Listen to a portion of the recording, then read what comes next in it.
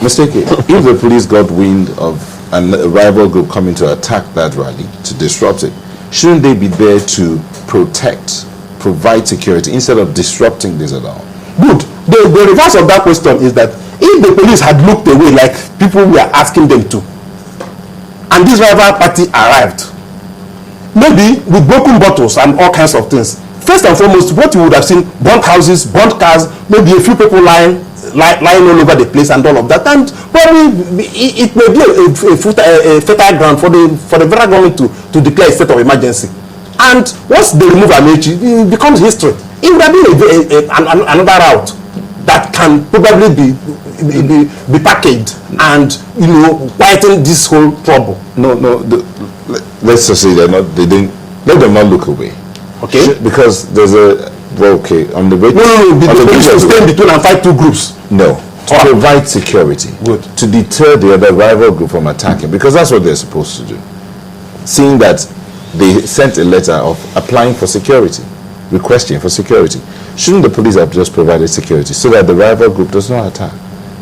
No. If the rival group was going to attack, the best thing the police should do is to prevent the rally from holding in the first instance. Okay, so that's a very preventive. So that was why I disagreed with your guest that spoke about the interpretation of the police the Public Order Act yesterday, when he talked about with respect, I disagree with his other interpretation or not, his understanding of what the court said, that the police can now arrest those who are disturbing public peace and prosecute them, for criminal charges and all of that. And I said the police cannot. If Mbu sits down in his office and waits till mayhem would have been unleashed by a rival group, and then he now hopes to arrest those who are probably perpetrating the mayhem for purposes of prosecuting them, then it's not what is uniform.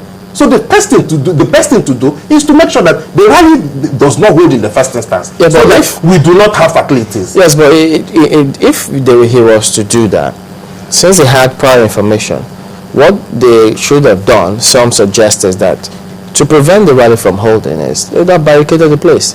But the rally started. No, you just said that the rally hasn't started. But by their own account, like at the second venue. Good. But at the first venue, people were gathered.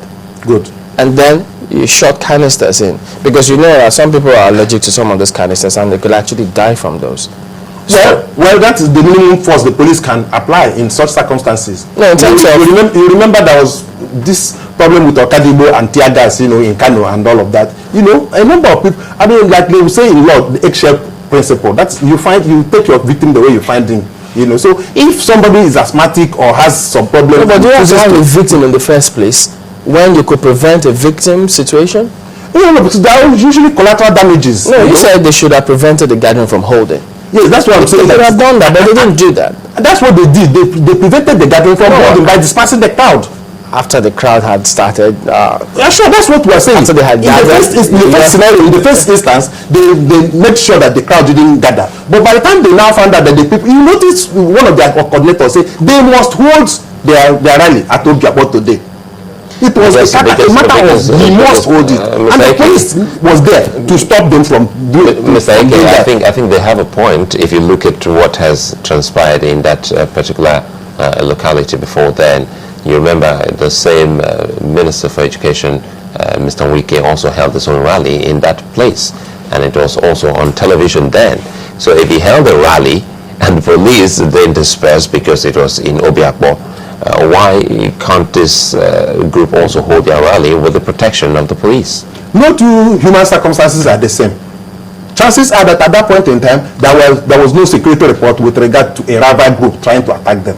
So if what he then had in his hands is that there was going to be a conflagration, with regard to the other group, he was not what his uniform if he sits in his office and allows that to happen. Again, you see, there have been a lot of theatrics in Rivers State, especially because for some reason the opposition applauds the government in Rivers State with regard to what they are doing. And by the time anything happens, before you know what is happening, the following day, the opposition had issued one press statement condemning it and all. And that emboldens the government. I mean, notice this is the same place where a budget was passed in a state house. But the only way you can imagine that is a situation where Jonathan calls the members of National Assembly, both the Senate and say, please come to the banquet hall, of the villa, and please pass my budget. The same day, no second reading, whether the second reading was all contained in that same day, no time to study whatever it is, and it was passed. If it happened the other way, there's a proverb in my village that says it is better that the fowl found the body of the dog. If the dog had found the body of the fowl, they will say it is the dog that that killed the fowl. But what you told us on that one, if it had happened at the federal level, of course, we wouldn't have had the last of it. About that one, yes. They said they followed their standing order, and because the House of Assembly had been barricaded, that the police wouldn't let them sit. So they had to write. They went there. They swing from there now. Let me tell you what they told us. Let me tell you what they told us. They said that, look, they had to stand down their house order, move the motion, did what they had to do. Then the governor proclaimed that that place can then be used for their purpose. So they went ahead and they all voted and agreed on that. Okay. There's an explanation to literally everything. I mean, we're not... So in the light of that information, was it right for them to have still gone ahead and done that? No, the House of Assembly doesn't have any business going to the government house to sit. They don't have any business going to the... Indeed, it should be contested in court. Whether that is the appropriate place for the House of Assembly to sit. In short, there have been all kinds of arguments. You know those arguments people put around that, the president can sign anything, even from a sick bed or even from a coffin or whatever. That is the argument that follows here. That, we can sit anywhere, under the mango tree. There are designated legal places where such things must be passed. And that if they are not there, then it means that if House of Assembly members meet under a mango tree, if they meet at a motor park, they will just go ahead and say they have passed because they have passed a motion. It's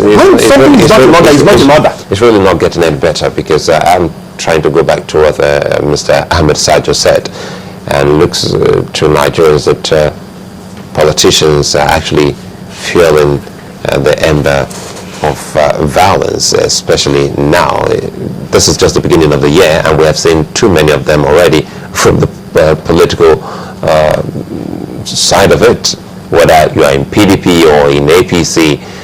Comments, statements, and actions, and now even whether you agree or not, the police in Rivers has also been enmeshed in all of this. Well, the police, if you ask me, I will tell you that the police in Rivers State, the CP is doing his professional job, and that the IG should not touch him. The IG is one IG that is loved by most Nigerians. In short, he has gained the respect of Nigerians more than any IG I know in recent history. And one of the things that he cannot do is to remove Mbu from Rivers State. He shouldn't. The man is doing his profit. I mean, the easier choice is to accede to what the governor has asked him to do. Let us know how we can handle things here and all of that. And he is richer by that. I'm a politician and I do know. Every month, he takes away about a 10 million per package. Did you believe that statement when he said that? I told you that I've been issued that I'm going to give the same probative value to the testimony given by the IG, the CP, and the one given by the politicians, because they are all the same. Okay, from what you've seen now, because we're trying to see a situation where the police will respect citizens will in turn respect the police, and a situation where you won't see whichever government or party is in position of leadership in every state, quote unquote, uses the police against the people. So today we see what's going on in Rivers, we see what's going on in Ekiti. So we're trying to see, how do we then avoid all these kinds of scenarios? You see, I had once said on this platform that, and I keep fighting that, I will never agree to the institution of a state police, because I do know what the politicians use it for. If you are talking about community policing, yes, I'm all for with that. I agree with that, and that is for crime prevention. But by the time you begin to ask that state police departments be, or police commands be left under the care or command or control of 36 state governors with all kinds of characters and all kinds of predispositions and all of that, we will be in trouble. And that a sample of it is what is happening in Rivers State now. If you notice the level of mayhem, now using that word again, the level of mayhem that was caused by just the security attaché the governor had during the Rivers State House of Assembly crisis, It was his CSO and his ADC that held the head of that other man for this same Lloyd to smash his head. For Richard Akinola, he was here yesterday, and he told us the disposition of the Nigerian police over time, especially even during the Ojota rally and some other time when the late Gani Fawemi was with them, how sometimes they discuss and they tell you, back off, don't go beyond this point. We didn't see that with the police in Rivers, with an unarmed group. Well, you can say they are unarmed, but don't forget that a crowd can get very armed, in less than 3 minutes. All they require is just bottles, beer bottles, and all of that, and they are as armed as people who are carrying guns. So it will be wrong to say they are unarmed, because if you look at the quality of those people that you show in your footage, they're not the regular politicians, These are thugs, like CP. If I could just take you back just with one this. If you get security information that armed robbers are coming to attack this house, as a policeman, would you drive me out of the house to protect me, or would you stop the armed robbers? That's a different scenario, because that you may have to wait for the armed robbers. But a situation where you know that you can remove the point of conflict, that is to say the rally, and make sure that nothing happens. And that's what they did. Thank you for coming. And with what you referred to as minimum force. All right, thank you for coming on. We're back after this break. Please join us again.